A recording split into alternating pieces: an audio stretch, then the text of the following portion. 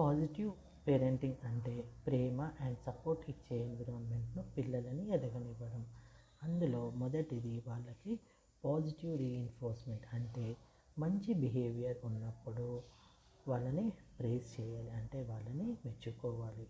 వాళ్ళకు బిహేవియర్ అనేది వాల్యూ ఉందని, మంచి బిహేవియర్ ఉంటే మెచ్చుకుంటారని, చెడు బిహేవియర్ ఉంటే మెచ్చుకోరు అని వాళ్ళకి అర్థం కావాలి. అంటే మంచి బిహేవియర్ ఉన్నప్పుడు వాళ్ళని ఎంకరేజ్ చేయాలి. వాళ్ళు మీకు వాటర్ తెచ్చిచ్చినా కూడా థ్యాంక్స్ చెప్పండి, లేదా మెచ్చుకోండి, మంచి పని చేశారని. బొమ్మలు అలాంటివి ఏదైనా సర్ది ఎక్కడ ఉన్నాయి అక్కడ పెట్టారనుకోండి, అప్పుడు కూడా వాళ్ళని మెచ్చుకోండి.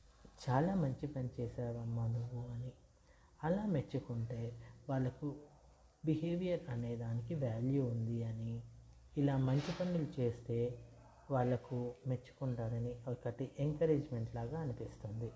సో